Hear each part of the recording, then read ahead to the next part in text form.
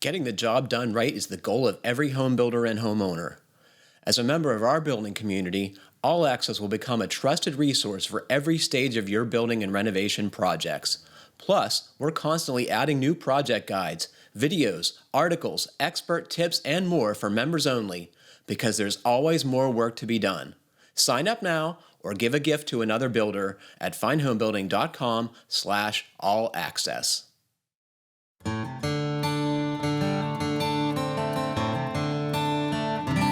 Paint that yourself on the ground before installing it, or was it all done up on the wall? Yeah, we painted everything before it went up, just saw horses, lots of rollers, and then put it up. God, how do you find room to do that, Ian? 3-acre lot. A lot of sawhorses.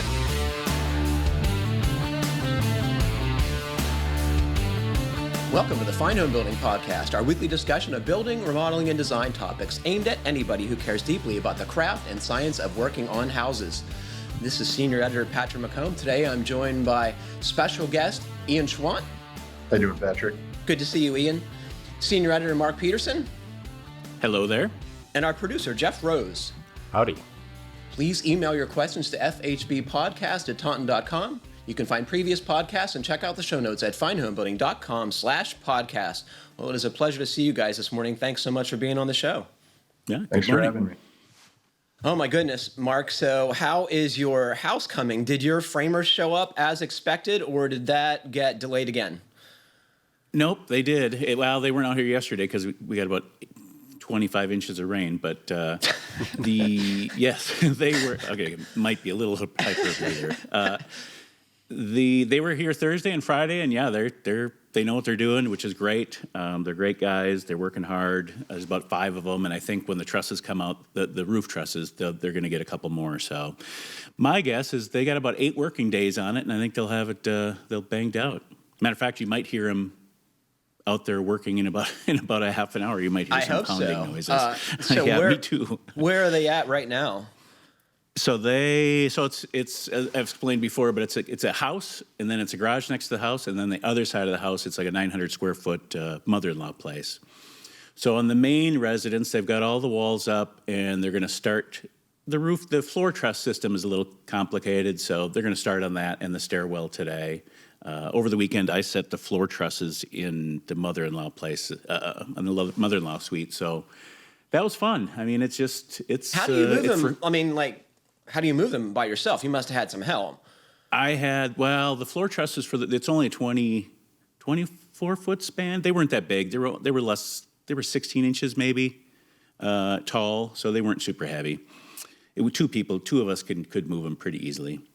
So it wasn't. It must too be bad, very exciting because nothing is more satisfying to see than framing going on, right? It is. It is absolutely. But yes, to see the walls go up, that's probably the most exciting part of the whole project. And although the floor systems are funny because you lay out the floor trusses, you set them up there, and bam, it's super satisfying. But then you got all the blocking and the bracing, and then you spend another day messing around with that and it looks the same. Yeah.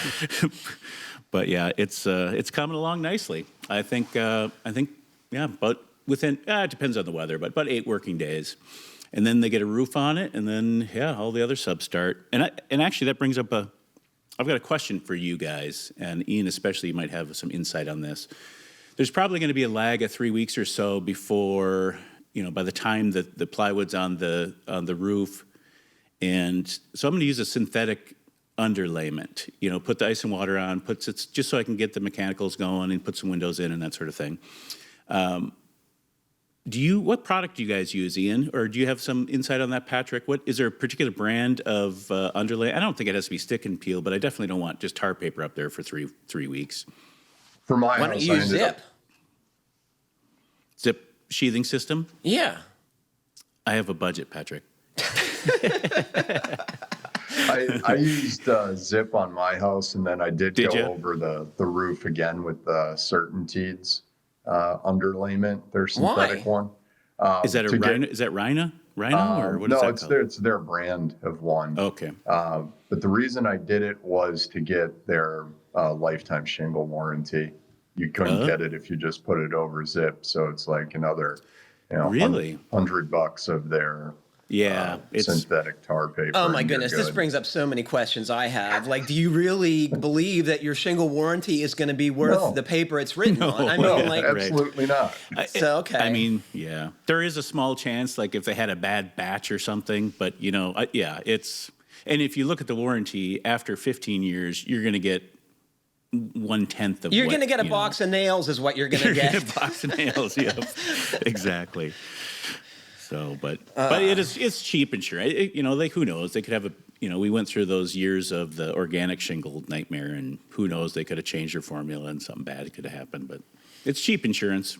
The guy I had install my shingles basically told me that you should do it because if you get heavy wind damage, they can void your warranty just because you didn't use their synthetic tar paper. And we get a lot of wind, so I think we had 30-mile-an-hour sustained wind over the last weekend, smacking the house from the east. So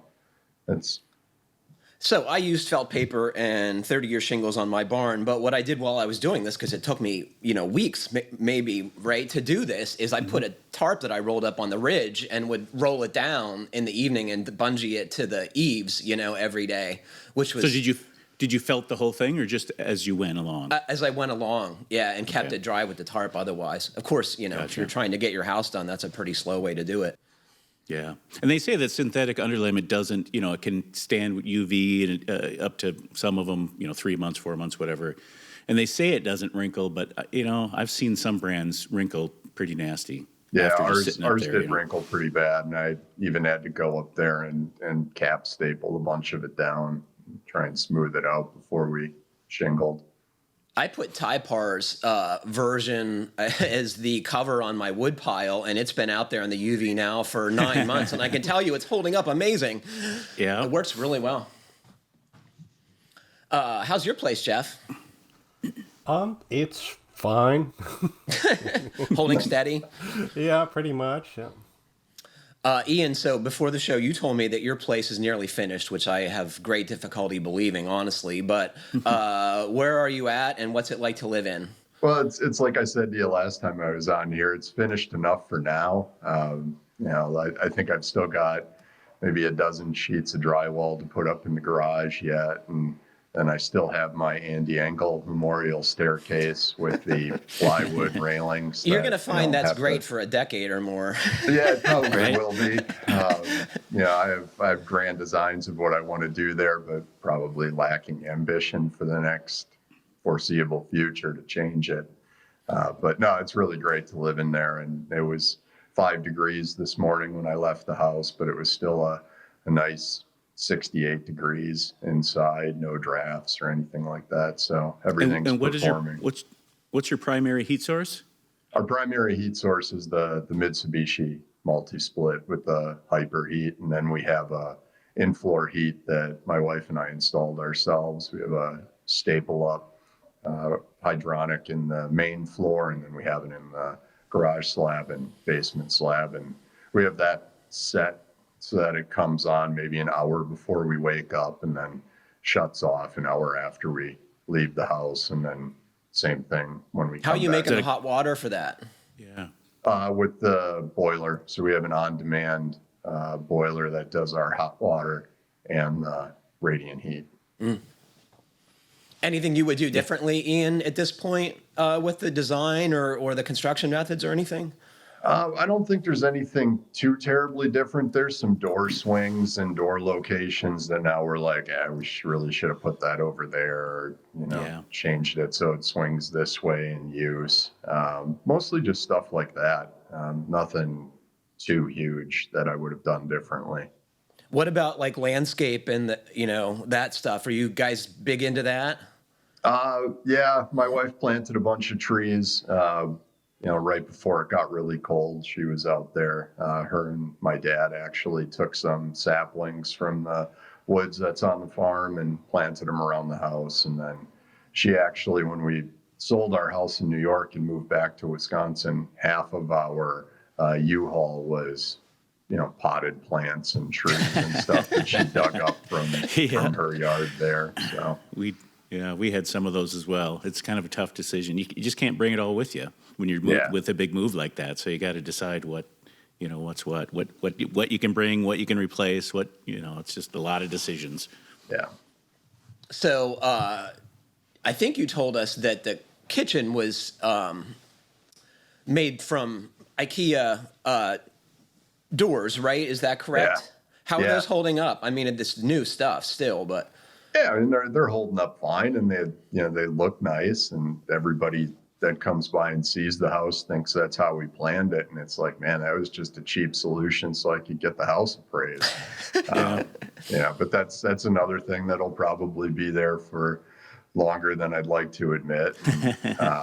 One of the things that I think worked out really well was I bought these drawer box systems from Hayfula, and it consists of a metal side rail that you cut a piece of plywood to make the drawer, and then you put a face and a back on it, but it all integrates in with the drawer slides, and they were dirt cheap, and it just that is not what I remember. I remember those being kind of expensive. I think with like a contractor discount, I got them for like $25 a drawer or something like that. But the ability to pound out a bunch of them, just ripping plywood and screwing them together, and you've got a drawer finished up has been pretty nice. So adding those into cabinets in certain places where Sarah wants them, and those have all the adjustments to make it relatively easy, right? Yeah. Yeah. When you do go with your final cabinets, are you going to go frameless, or are you going to have a face frame, or what are you going to do? Inset, or what are you? So I think what I want to do is keep the boxes that I made, because I made those all out of pre-finished plywood, and then I edge banded them with this. I guess it's like a PVC black edge banding. And I want to leave that and then just do some kind of veneer doors, because I can resaw my own veneer on the bandsaw, and I have a small drum sander to thickness stuff, and I have a vacuum press. So I'll probably just find some interesting stock and make veneer flush doors.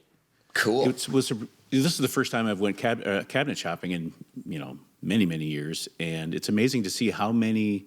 It's the face frame cabinets just seem like the exception to the rule nowadays. Yeah, they really are. Is that what so when you're building your house, working for your real job, what kind of cabinets are people choosing these days? I mean, what's the most common thing you're seeing? Yeah, the bulk of them are frameless. And are then it's doors styled to match their house. In Madison, where TDS Custom Construction is, it's all over the place between Frank Lloyd Wright mid-century style homes, and then some post World War II kind of GI style homes. So it's all over the map. Are they choosing frameless because it's just more space, or it's cleaner, or more modern looking? Why is that? I'm not sure if there's a cut and dried reason for it. We have an in-house kitchen designer, and she offers people both, and I think frameless might be a little bit less expensive, but not to a point where it would influence a decision. But it is just where most people are going. They're harder to install, is what I've observed. It's way more difficult, right? Yeah, the face frames are so much more forgiving when you mold them together. Yeah. Yeah, everything has to be perfect, because there is no. The inset. The inset ones. I built one piece of furniture that had an inset door, and I just thought, God, I'm never doing that again. That was so hard to get. I love mine this time of year because they work much better than when they get all swollen up in the summertime, right? Exactly. So I want to remind folks about Pro Talk Live, which is coming up January 12th in Portland, Oregon, and I hope to see you all there. It should be a good time, and I guarantee it's going to be worth attending, because the information is going to be great, and we'll put a link to that on the podcast page. I love hearing about your house, and we're going to talk a little bit more about it later in the show. All right, we're going to talk numbers, and I think folks are going to be interested to hear what this all costs, because I think you built a high performance home probably as affordably as one could do it. Would you agree? Yeah, I think so. In one of the pieces I wrote for the Fine Homebuilding house blog, we could have probably shaved more money off and actually done it for our original $100 square foot budget. But I don't know that we would have gotten the appraised value that we got by using the lesser finished material. So for us, it worked out in the end. Well, it's more of that to come, folks. This comes from Mike.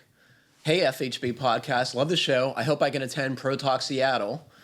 We haven't talked about that yet, Mike, but let's hope. I'm a recovering mountain bike mechanic who now works as a finished carpenter in Seattle. I heard you talking about the Vera tool check. Not many fasteners in your home use hex fasteners, but a bike shop, that's about 90% of the bolts. Vera uses a hex plus shape on their hex wrenches. The flats of the tool are slightly concave to force the tool to pull only from the corners. These things are so good, customers refer to them as magic wrenches when they come in with stripped out bolts. I heard you say the toolkit is neat, but will likely live unused in your truck. Please do yourself a favor and don't use any other hex wrenches, especially when working on your vehicle. While I've got you on the lawn talking about must-have tools as a carpenter, I would also like to give the Vessel Megadora Impact screwdriver some love. This thing removes stripped brass hinge screws with ease. Did you guys take a look at the Megadora Impacta? You know what? I actually, my middle son's a low voltage electrician. I actually bought him one for his birthday a couple of weeks ago. What? I've never tried one, but it seems kind of cool. How'd you learn about this thing? Through this letter to the editor. Okay. Yeah. So yeah. Ian, have you heard of this thing? I've heard of ones like it. Really early in my career, when we had hardware class at our apprenticeship hall, they kind of beat into the superiority of. I love talking to you. You had hardware class? Oh yeah. We had a week of an old German guy yelling at us about the quality of our cammed out screws. And most of your grade was they would give you the screws, and then they would tell you your grade was based on the condition in which you returned the screws to them at the end of the week. But they told us that, throw out those like Home Depot, Carpenter, Junkie, or Stanley screwdrivers and get a really good mechanic set. So I got a really good channel lock set from an auto parts store, and I've been using them ever since. They grip the screws a lot better. Mm-hmm. Honestly, I have not found screws that are better than a 5-in-1 screwdriver. I mean, isn't that all you need? Do we need these fancy screwdrivers? I've noticed there is a difference in bits. If you get it, I don't know what the brands are, but you put a bit in your driver, and it does seem like a difference. I mean, a fresh bit always works better than a dulled out one too, but I think it makes a difference. It's funny when my son received this gift, he looked at it and went, it was it's Japanese, it's made in Japan, and all the instructions were in Japanese. So he looked at it, he's like, oh, geez, thanks, Dad, a freaking screwdriver. Wow. But that's not all I got him, by the way. I'm cheap, but not that cheap.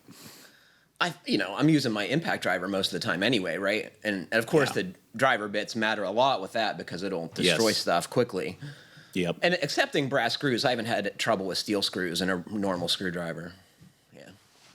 Cool, though. Love to learn about new stuff. Thanks, Mike. Do you guys have any must-haves that you think we should know about? The one that I put down was in building my house, I got a ton of use out of this. I think it's the Stabila angle level, which has it's kind of like a big T-bevel, but it tells you the angle measurements, and you can use it to transfer those angle measurements to your stair layout or rafter layout. And I think I got it from Andy Engel when I still worked for him worked with him at HVP. But using that in combination with a trig calculator app really simplified a lot of my layout stuff. And I think that's something that probably doesn't show up on people's radar. Is that a digital tool, Ian? I assume it is. Yeah, it has a little dial or little LCD screen on it that tells you what your angle measurement is, but then it's also like a 16-inch level on top of that. For laying out some of these small walls, and this isn't new by any means. I've had it for many years, but it's one of those tools you don't use very often. But it's basically like a big giant square, and it folds out. It's made out of aluminum. It folds out. Justin Fink was talking about that recently, how useful that is. I got to get one of those. For laying out little walls, it's fantastic. Yeah, it works great. So if you figure a carpenter, like a framing square, it's probably 3 times bigger. So it gives you, it's like a 4-foot framing square, basically. So yeah, it's nice for layouts. How about you, Jeff? You have anything that is lesser known? Probably my Estwing flat bar. Is that the I-beam shaped one? No, it's like a leaf spring. I find it superior to any other flat bar I've ever used, and I've got a stiletto, but it's a lot thinner, and it's really strong steel. I've beat the crap out of it, and it still has almost a sharp edge. That's cool. Is it shaped like your traditional flat bar? Yeah. It's got a little curve to it. I thought you were going to... Oh, you got there it is. Look at that. Wow. What's funny about that design, I've had 2 or 3 other, fancy, new, improved designs with the curve here work. and a twist there. It's like, that's the one I use by far the most often. I figure, the older I get, hand tools have been worked out. It is an exceptional thing that is better than what's come before. Right. This comes from James. Hey, FHB team. Home Depot started carrying PEX A at some of their stores. They're using the same brand for their PEX A as they use for the PEX B, and both are primarily labeled as PEX, so it can be difficult to tell them apart on the shelf. They don't have PEX A at all, their stores, and they're still missing PEX A variants of several SKUs.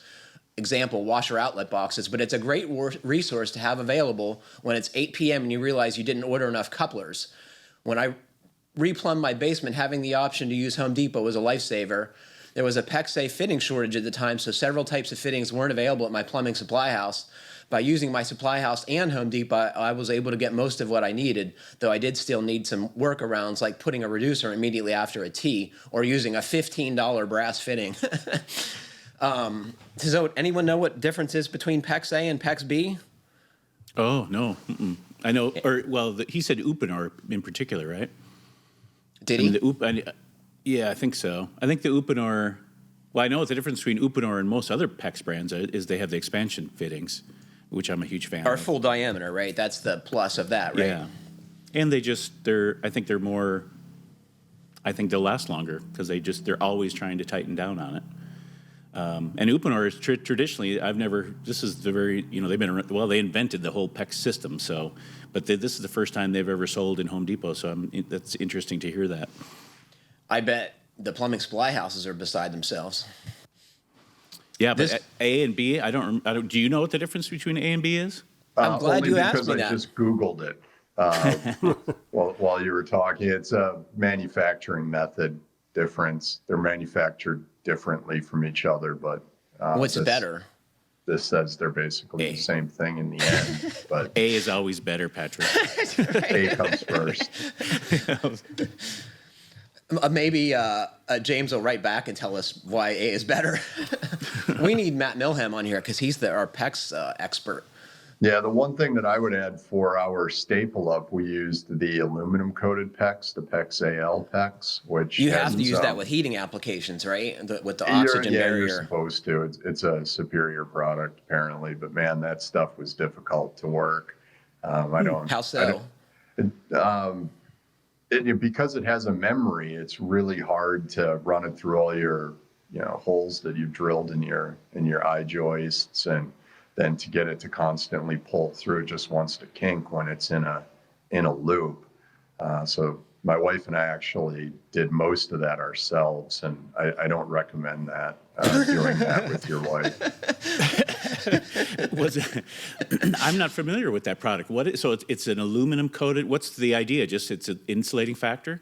I think it dissipates the heat, is to my knowledge, what it does. But it has like almost a plasticky coating over the aluminum.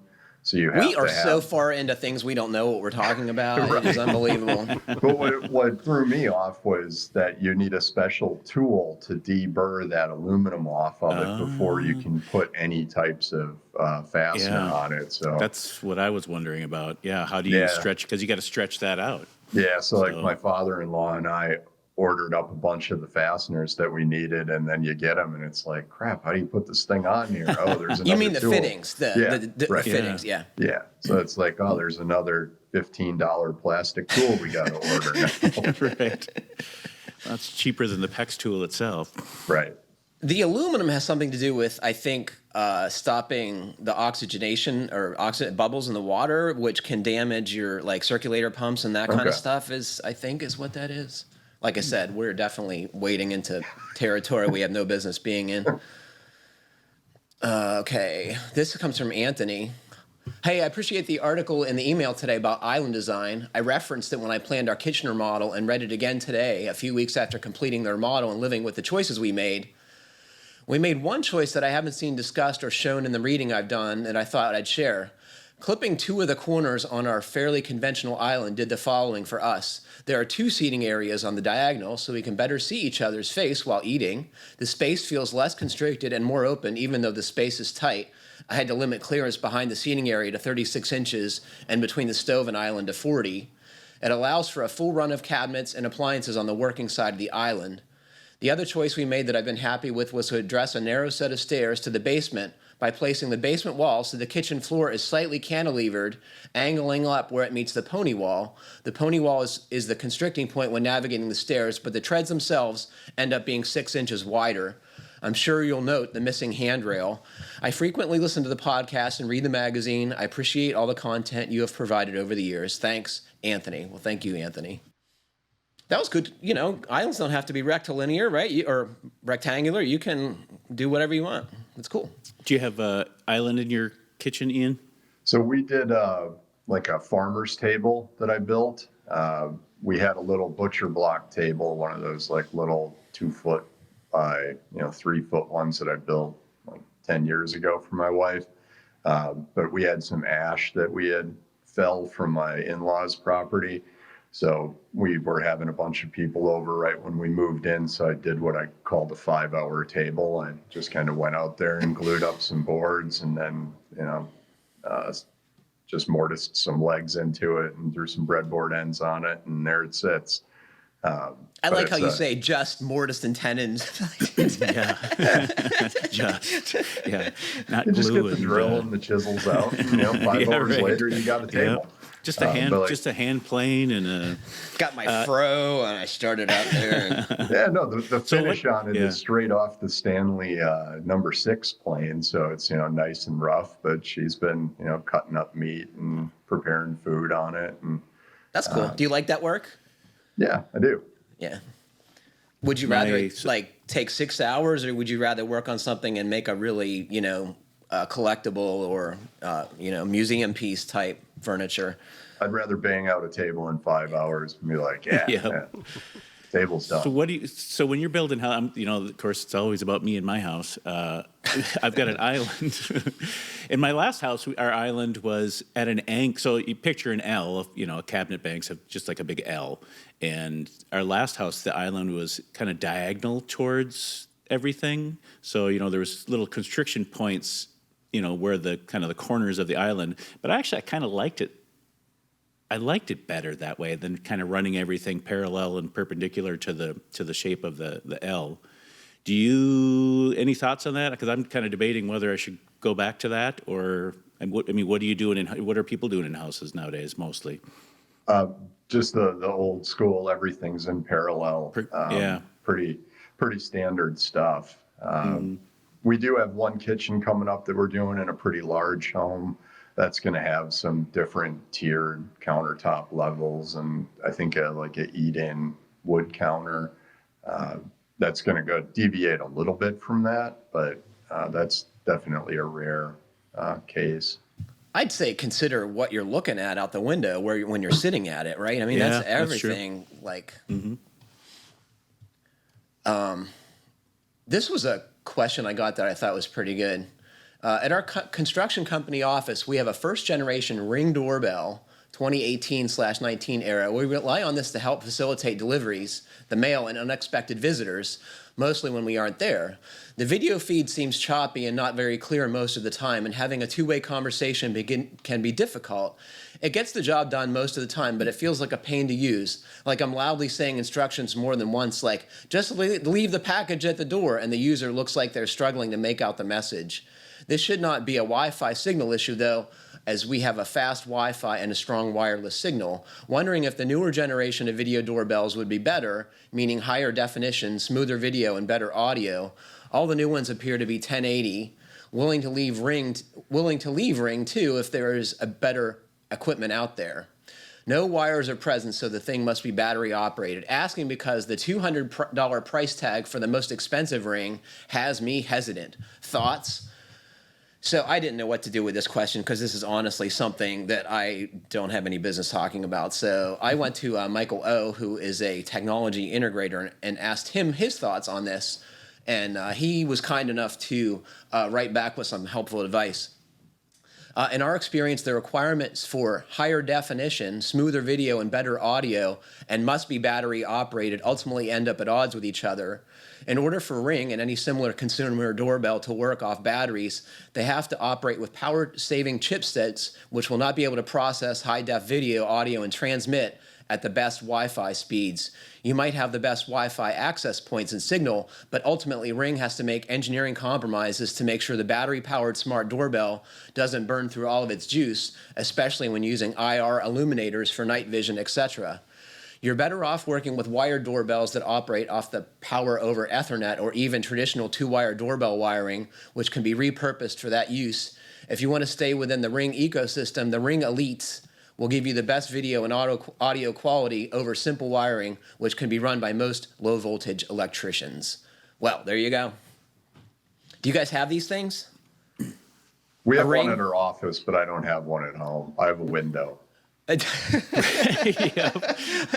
What is your experience with the Ring at work? Does it work? Yeah, it seems to. I don't know that it's unremarkable. Yeah, exactly. It's unremarkable. I just hooked up a security camera. I've never messed around with security cameras before, and the one thing I learned, and I'm glad I learned it now, because it will affect how I put one on the house. Turns out that bugs can see infrared light. So if you, on those buggy summer nights, if you have your camera going, it's like you have basically a light there, and it's just swamped with bugs. So if you might not want to hang your security infrared camera right next to where, you're sitting. The grill is, outdoors. Right? Yeah, exactly. Oh, I didn't know that.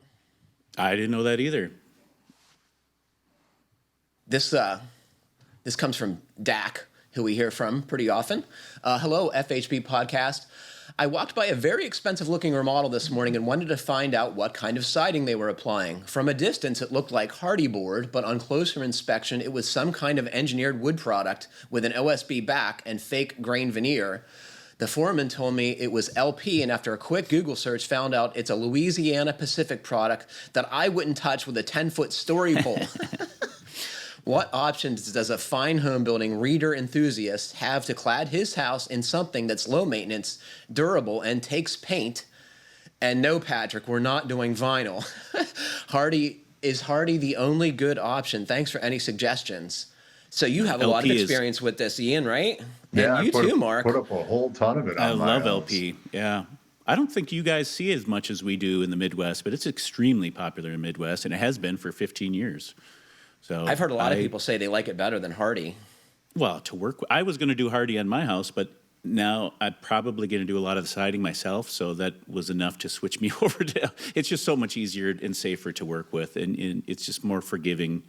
I mean, those cement panels, they're cement. They're really, really heavy, and they can be very brittle. You need two people. If you got a piece longer than 8 feet, you really should have two people handing. I mean, it's much more time consuming to hang hardy. What do you like about Hardy's a great product. What do you like about the LP, Ian? For me, it was all ease of install. Like Mark just said, I installed a lot of it myself, or I was on scaffolding or on a lift, and somebody was handing me up a piece, and you can put the full 16-footer up alone if you've got the little clamps on each end of it. And how do you fasten it? I mean, because there's a number of ways to fasten a hardy plank, as I recall. How do you nail on the smart I side? blind nailed all of mine. So mine's all With a siding nailer? Yeah, with a regular siding nail gun. So you're flashing the seams, counter flashing the seams. Yep. Are you? Do they have you caulking the seams? They seems like they went back and forth on that a little bit. Yeah, they had me gapping them like 3/16 and then caulking them. But I did back all of them with whatever I had laying around. Sure. I think I was using zip tape at the end to back them because it was all I had left. Yeah, chunks of flashing, 30-pound felt, whatever you got. Yeah. So I think I'm going to put it on my house just because I have to install it. The one thing I didn't check out, we have more issues with insects down here. And in the last wood, and I don't know how it holds up against woodpeckers, but the last cedar, I had a building where I put cedar on it, and the woodpeckers just destroyed that stuff. So I don't know how that, I'll have to do a little more research on how LP works. But when LP first came out, I was a little nervous about it, like Dack is, because it's OSB basically. So I threw a chunk of hardy and a chunk of LP in a bucket of water and just let it sit for 2 months. And I pulled it out, and they were both rock solid afterwards. I was surprised. I mean, that's not 20-year test, but it's at least tells you it's a hard test, right? You're testing the wood fibers and adhesives at least, right? Right. Well, what do you guys say about the appearance of this product? So I think some folks would say it looks fake. I don't think from a distance or even up close, I don't think you would be able to tell the difference between hardy and LP until you knocked on it, really. I think they're very similar. Yeah, we used the smooth LP, and for the most part, we're pretty happy with it. It has a little bit of a texture to it, so it's not like Boral or hardy in that regard, but overall happy with it. Did you go pre-finish? We did not, because it added way too much lead time. And, we were buying it in February or March of this year. So there was a lot of supply chain issues, and we could get the primed stuff quickly. So did you then paint that yourself on the ground before installing it, or was it all done up on the wall? Yeah, we painted everything before it went up, just sawhorses, lots of rollers, and then put it up. How do you find room to do that, Ian? 3-acre lot. A lot of sawhorses. How many sawhorses did you have to build? We had a lot. I think we had, I can't even remember how many we had with extensions on them and everything. Yeah, but the one thing that I would say is it got really dirty putting it up, to the point where in spring I'm going to be pressure washing the house and probably spraying another fresh coat on. And it's probably a good idea anyway. Yeah. And it makes it a little bit harder. Well, any pre-finish, when you order it, it's hard. In the hardy, I think, is really difficult because it's so heavy. But they come with these films in between the pieces. But eventually, you got to take those films off and use it. And the darker colors, it's hard to keep them scratch free. This was in my Facebook feed from Michael Anschel, who's a design builder in Minneapolis, and he's been a Fine Homebuilding contributor, and we're fans of his work. But he posted a building corner behind stucco on a project they were working on. To me, it looked like someone dumped out the burn bin, the scrap bin, and started building with it. Right? It's unbelievable. It's unbelievable. I can not for the life of me figure out what is going on there. Can you try and explain that, Mark? It's hard to explain, right? Well, he opened up a corner. You can't even, there's some LVLs in there. Where the rim joist should be, there's 1, 2, 3, 4 different boards, and they're all different sizes and lengths. And then on top of that, there's more rim joists, it looked like. And then the floor plates come together, and instead of studs going all the way up, the studs go up 6 inches, 8 inches, 10 inches, and then there's more wood on top of it. So in a corner, you would normally see 1, 2, 3 seams, probably if you open that up, I'm seeing 1, 2, 3, 4, 5, 6, 7, 8, 9, 10, 11, 12, over a dozen scenes. So there's just it's just bizarre. So I sent this to Ian ahead of the show, and you were somehow defending this. I couldn't really get what you were saying about this, but you were saying don't be judgy, is in essence, right? Yeah, I think it's really hard to judge what something looks like through a 4 square foot opening where there's clearly sheathing rotted off. So I think people in our trade need to start giving each other a break every once in a while and not being so judgmental. This is a disaster, Ian. I don't know. This is like... Yeah, it's very strange. You could say the same thing about any of the 1700s timber frames I've opened up with HVP working in Connecticut and New York, and those buildings, they've stood there for 250 years. So I think we're holding framing to a finished standard, which I would argue is not correct. Now, yeah, maybe there's a boatload of extra material in there that shouldn't have been used that way, or was not used properly, but we don't even have a full view of what this building looks like. I can tell you, my guess is that there was some rot going on behind this stucco, and it was patched and then re-stuccoed, right? I think that's what, yeah.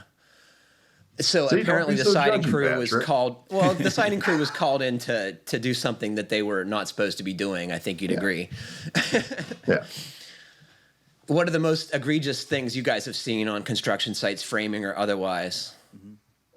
All the stuff I've seen that's egregious is all load path related. Not understanding how beams and posts work, and don't you ask yourself, how is this thing still standing? Right?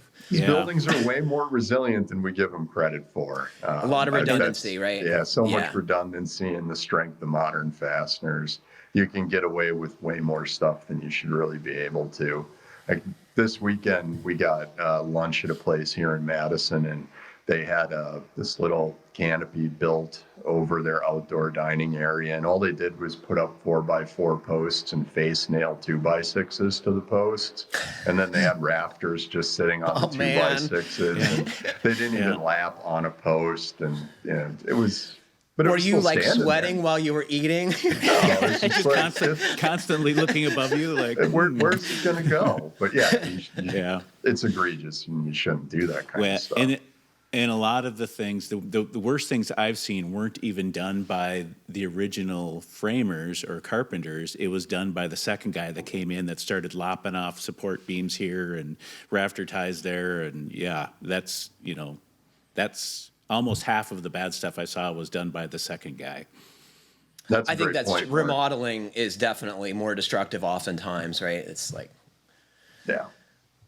I've seen tons of what I'm guessing were like working class. Well, they were definitely working class houses in Pittsburgh that I'm guessing didn't have plumbing originally. So when the bathrooms were added on the back of the house or in a bedroom or whatever, and just like complete wood butchery of floor joists. I usually like you say, how did this bathtub not fall through the floor? Yeah, and they were all cast iron 1,700 pound. Yeah, exactly. bathtubs too. And there was probably a radiator right next to it too. You know? Yeah. I'll have to find out what the product is, but at TDS, our production manager found these like metal braces that you can put over that plumbing butchery in floor joists, and they're stamped and they go through the building code, and they're good to go. I forget what the name of that product is. Yeah, I can't think of it either. Metwood or something. That sounds right. I'll have to ask him later today and send it to you, Patrick. But so it's bent in such a way that you could slip it around the pipe, and then when you bend it back, and you only get one chance, right? Yeah. Then you use structural fasteners, and you can fix a butchered joist with it. It's pretty cool. Yeah, I think we had a primary bath we were putting into an attic space, and I think we had dozens of them in there from all the plumbing that we ended up having to do. So this is the part of the I've been waiting for. So you alluded you were trying to build your house for $100 a square foot, Ian. Where did you ultimately come in, and where did it go? Where did things get more expensive than you anticipated? So In the very end, we ended up at $124 a square foot. And that is the material cost and then our subcontractor cost. And then I did include debt service cost, interest on the construction loan. And I tried to really focus it on this is what it cost us out of pocket to build it. And you can look at how I value my time a bunch of different ways, but we had about 3,000 hours that we worked on it in maybe 10 and a half, 11 months of build time. So, and that is easily a year's worth of work, right? I think I looked it up. It was like 50 plus hours a week for a year's time. Yeah. Yep. And so I did that on top of working about 1,000 hours here at TDS as an estimator, but they let me work from home most of the time. So it all worked out in the end. But so where did you go over budget? Almost all on framing material. So like in my thing that I sent you, we had about 50 grand that we spent in framing material, and over 20,000 of that was in roof framing. So we kind of missed the boat on buying that 1/2-inch zip sheathing. And I think it nearly tripled in cost from what we had originally budgeted. And then we also used the LP LSLs for our stud framing on the outside. We should tell folks those are an engineered studs, right? And they're super straight and expensive. Yep. Yeah, they For your whole house, you use those? Yeah, because we had 12. We had 12-foot eave walls in our great room, and the model code in Wisconsin stops at 10 feet. So we had the option to either engineer it and pay for somebody to do stamped drawings or use an engineered product. So we opted to go with the engineered product, and that was accepted by our inspector. So those are quite expensive, and especially at the beginning of the year, they were getting really expensive, and toward the end of the project, you couldn't find them anymore. So, had we waited until spring, that would have been something that we wouldn't have even been able to get. You would have been resawing LVL. Yeah. Well, or we would have been paying an engineer to stamp it to use like 12-foot 2x6s.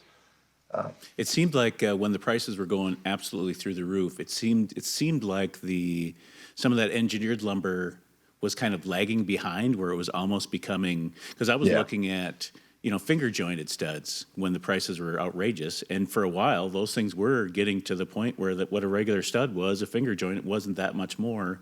But then that eventually caught up, and that started going, because everybody else is doing the same thing as I was looking for. So I'm sure there are people, Mark, saying, finger jointed studs? What? Are they load bearing? Oh yeah, absolutely. And then if they're considerably cheap, well, they're much cheaper than total engineered stud, but you still have the advantage that they're very, very straight, and they're stamped number 2, like for construction. Really? Yeah. I did not know this. The issue I had was I needed a fair amount of them in 16-foot and 18-foot lengths. Yeah. And they just come in, your standard 9-foot pre-cut stud length was as much as I could find. But that was the other reason we ended up going with the LSLs, was we could get 16s and 18s at that time. At $125 in round numbers a square foot, what kind of finishes are we talking about, Ian? You have hardwood throughout the house, right? So we did an engineered hardwood product that, I bought from one of those discount online places, and just kind of crossed my fingers and hoped that it actually showed up. And the stuff showed up fine. It's a decent product. We did a full glue down. Because your house is slab on grade? Well, so in the basement, we just painted the concrete floor. But on the main floor, we did a glue down onto the heated floor system. And then the tiles that we picked out were hexagon tiles, and I think it's an acoustic tile that she used in the bathroom, the powder room, and the scullery off the kitchen. And the rest was just a standard, like 8-inch hexagon tile, and I think they were about $8 or $9 a square foot. What about trim and paint? I have no trim. Oh, So I really? did- So it's very modern. Yes, really modern. We have trim on a couple of the doors, and that's it. And then anywhere that there's tile, I did do a recessed baseboard, but that's just all flat stock paint grade. But like in our great room, there is no trim. There's no trim on the window. You There's did a drywall window. returns? Even on the sill on the window? No, nothing on the sill either. So we did a rough saw and lumber sill from some of the ash that we milled, and then at the base it has a trim tex piece of molding that's taped into the drywall, and we painted it black before we put it up, and then ran the wood flooring into it, so it looks like the wood flooring disappears under the wall. Oh, that's cool. Is there a gap between the wood flooring and the bottom of the drywall? So yeah, there is. half-inch gap. Have you Lost 'cause I crayons love in that. there? Yeah, lot that's of dog exactly food, what I was probably. thinking. I was thinking two things. I was thinking, how do you keep? Because I love the look, but the practicality. I was just wondering, have you noticed that because your baseboards do they protect it from foot traffic and And the vacuum cleaners, yeah. and the suite and the brooms. Has it been easy to live with or? It's been easy to live with, and when you think about it, it gets taped in, so you do have that stiffer coat of drywall compound on the bottom of your wall now, and it is only a half-inch in, as it's just the thickness of the drywall board, so it's not like it's a big, gappy area. But one of our dogs does like to push food in there, and then you'll see him scratching at the wall trying to get the food out. Yeah, and if you had young children, I could see a crayon or two, like you Sure, said, Patrick, being shoved in there for sure. And you had to show a blower door test to your building inspector, as I recall, right? Yeah, they do have a blower door requirement, but they also have the quote visual inspection that they can do, where they look at it and go, yeah, it would pass blower door, you're fine. But I wanted to have one anyway, just because of the level we went to with the air sealing and all the taping and sealing.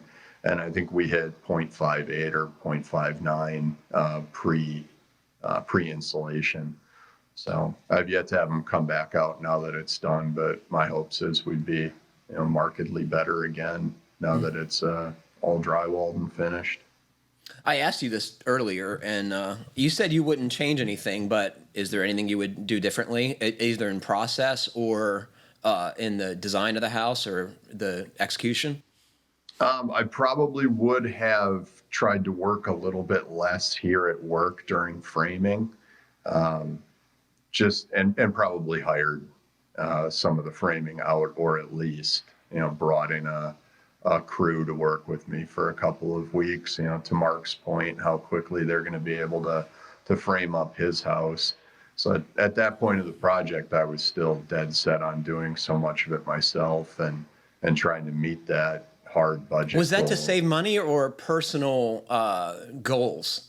It was a little bit of both. I didn't want to end up with, some giant mortgage that was really a burden to us going forward. And in the end, we really didn't. But there was a certain amount of it is as a carpenter, you want to be able to say you built your own house, and not a lot of people get the opportunity to do it. But just looking at how my own process changed from the beginning of that job, which I think it was a year ago today that Fine Homebuilding was there filming the first set of videos of us putting up the walls, to even when we got through to drywall, because I had talked to you, Patrick, a lot. I was dead set on installing all the drywall, and then got to And the I said, point. you're nuts. Yeah, and enough other people finally agreed with you, and I was like, okay, fine, I'll find somebody. Yeah. And we still joke that, like, well, maybe we'd be done drywalling by now. But that was a big chunk of money. It was over $20,000 to have the house drywalled, but it took them 3 weeks, and then it was over and done. And it would have taken you months. Yeah. One thing I've noticed doing a little, and I've never been a full-time framer. I've done my fair share of it, but it's one of those trades where it takes you a little while to get in the groove. And with me, when I go out there and it's, I got 2 hours before it gets dark after work, and not even now. I make so many, it's hard to get in the groove, and I'm making mistakes where it's like, oh, geez, I should have started here, moved it over there. At the end of a weekend day when I can spend 8 hours out there, you're kind of humming right along, but the starts and stops, it's really hard to get in the. I was working on my stairs this weekend thinking the same thing. I thought about it, and I was like, it's a lot like downhill skiing for me. The first time out in the season, you think you're going to die, and you've never done this before. But, after a while, it's like, okay, I think I can probably do this. Right. Yeah. Yep, exactly. I put the strip flooring on the bottom 3 landers on my staircase, and it was nearly 60 pieces of flooring and trim to do this, what amounts to like 6 square feet of floor space. Yeah. And it took hours, right? It took hours. Yeah, I think to Mark's point about getting in the groove, I really found that, especially in like doing tile, which is not something that I have a ton of experience in. But there was a couple of days where it was like 5 o'clock, and it's like, oh, I'm going to try and do 3 hours of tile, before I cash it in. It's just like, why bother? You're never happy with it the next morning. It's 1 step forward, 2 steps back. Then. Yeah. It's like, how much material did I waste this afternoon? Yeah, I would try and cut a bunch of the hexagon tile ahead of time, and so you spend like 20 minutes at the tile saw getting everything cut. That's a head scratcher. And then you go in and you start laying it out and putting it up, and none of it fits, and you're back at the saw, back and forth, and throwing tile around. So did you do the cool transitions where the hexagon tiles meet the floor, where it's kind of an uneven, kind of odd, random shape? Or how did you do those transitions? Yeah, that's all we did. Where it came down on the shower walls to the floor, we have a piece of the Schluter trim at the bottom, and that's the transition. Gotcha. But yeah, that was one of those where, best of intentions, I laid out the shower walls to try and get equal spacing of the hexagon tiles. But then I didn't realize that because the hexagon tiles don't just butt up against each other, they overlap, that changed, the center line of the wall. So, I ended up with a piece on top that's like 4 inches and a piece on the bottom that's 2, because I should have accounted for the overlap. Yep. So it's a lot of and you stuff would never like make that mistake again, right? If you were a tile setter, you would. Right. It's like I always say, you have to make all the mistakes in the trade, and then you quit making them, right? Yeah, and when you're building your own house and you're insisting on doing as much as you can, you're going to make all those mistakes on your stuff. And I look at what tile guys charge for showers and that, and I could have easily spent another 30 or 40,000 hiring all of that out. So anytime I'm like irritated at myself about the way something looks, I just remind myself. You should just write yourself a check. It's like, exactly. It's all right. So how did building your house inform your job? Did you learn anything about being, a builder, building your own house? Yeah, definitely. I had never actually been on a house build start to finish in 20 some years of mostly residential work. I was always either a finish trim guy, so I was in at the end, or if I did a little bit of rough framing, you'd rough frame the house and you'd move on to the next one.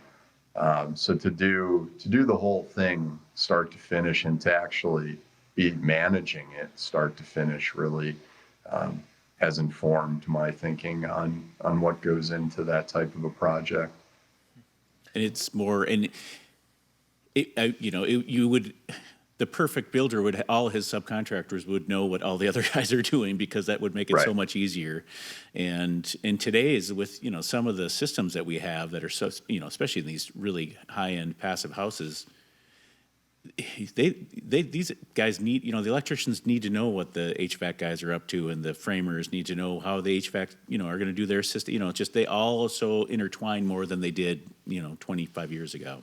And houses are way more complicated. I mean, there's lots of stuff to get wrong because they're It's not the post-war bungalow that No. you talking about, right? Right. No, definitely not.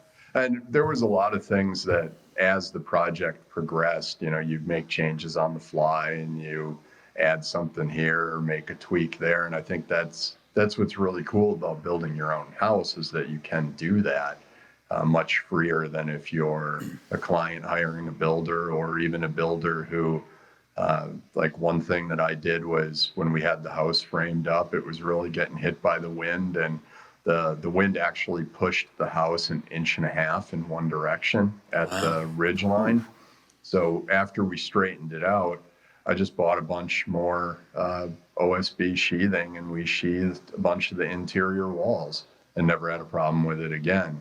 But that was at that point in time in March was, probably $50 a sheet 1/2-inch OSB that I threw up.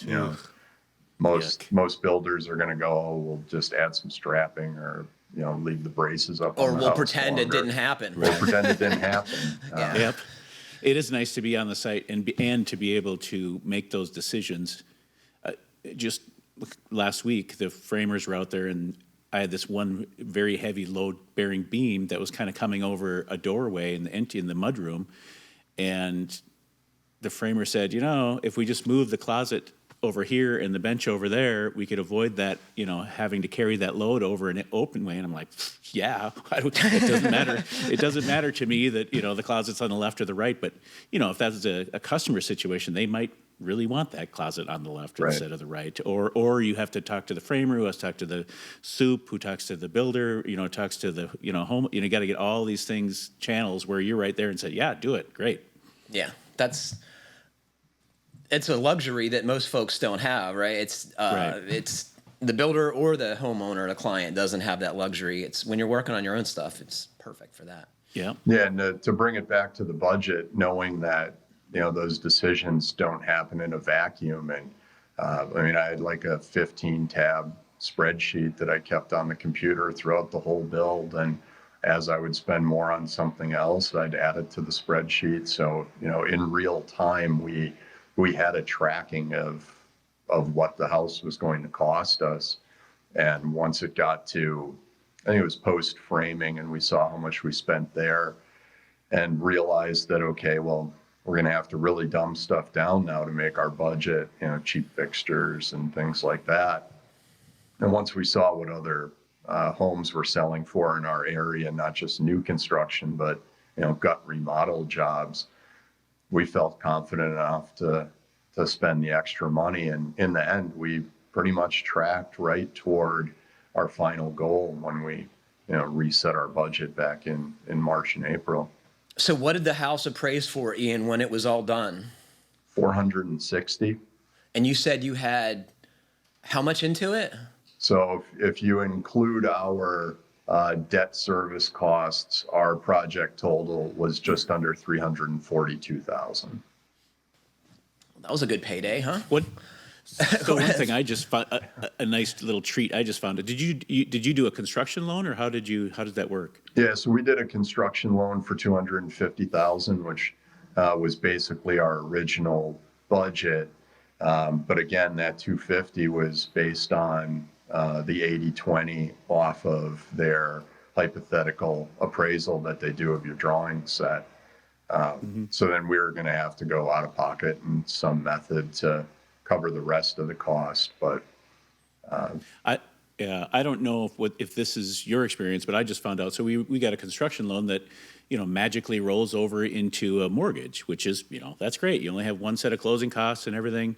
What they don't tell you, and I just found out earlier this week or last week, what it rolls into is not, it's an ARM mortgage. It's not even a mortgage that anybody would want ever. So when they sell you on it's only one closing cost, I finally asked the banker, I said, does anybody use this same mortgage at the end of the construction loan, or do they all refinance? He goes, no, they all refinance. So you are basically have two sets of closing costs. Yep. So yeah, and we knew that going into it, and in Wisconsin, the closing costs are pretty low.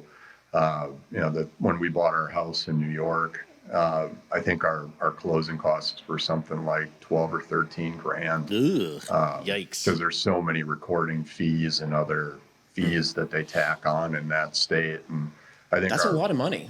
our closing costs Sure is. were like $1,500 for each of our mortgages. And my dad and I kept joking that a banker in New York would go, "You're missing a zero on Right. the end of that number." Right. Yeah. Well, So, here Mark, they're- what's they're your, more than that, 3,000. Dollar amount. What are you trying to spend on your place? Well, it's funny because we're hoping to get a construction loan for 250. But we sold our last house and we had equity into that. I've been, paying my mortgage for decades. Yeah. So we had some money into it, and we're trying to get it. We're going to get a construction loan for 250. We're hoping actually only to use like half of that, but it doesn't really cost that much more to get extra. So it's just it does add a little more temptation to spend extra. Yeah, sure. So it takes a little more discin. You're probably You're going to spend financially, every I'm probably- penny of that, is my yeah, guess. financially, I'd be better off getting a loan for half of that, amount. But yeah, the goal is to get into it for under, have a mortgage for under 150. And as far as the square foot things, this project started off so weird. Honestly, what I would do differently is not build a house in this last year, because it's probably the worst time to ever build a house in my lifetime. It's just so Because of material expensive. costs? Yeah. The material costs, the labor costs, the delays. It's just, nothing is better about it than it was 5 Do you 10 think it's years going to ago. change, though? I mean, the material prices well- have gone down significantly, right? But Yeah, lumber has gone down, but not plumbing, and all the other things are still skyrocketing. You'd agree with that, It Ian? has to. Yeah. yeah. Especially on the it ha- remodeling yeah. end, we're seeing constant month-to-month increases on all mechanicals. Yeah. Well, people's wages are not going up, 20% a year.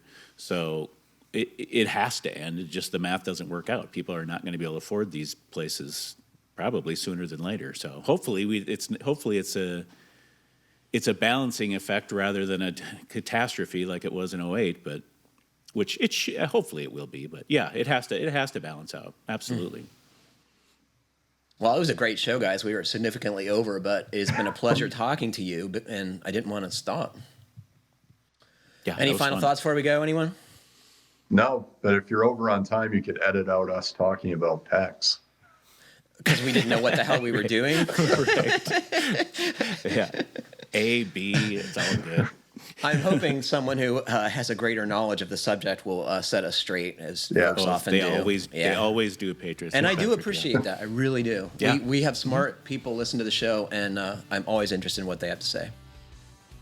Well, unfortunately, that is all the time we have for today. Thanks to Ian, Mark, and Jeff for joining me, and thanks to all of you for listening. Please remember to send us your comments, questions, and suggestions to fhbpodcast@taunton.com, and please like, comment, or review us. No matter how you're listening, it helps other folks find our podcast. And I have a special assignment for everybody. I want you to send me your favorite foo bars from the job site, either on your own house or what you've seen out there, because I think it would be a fun segment to do either once or ongoing. But send me your wacky photos, because it sure is fun to see what folks are dealing with. Stay safe, everybody. Keep craft alive. Happy building, and thanks very much for listening.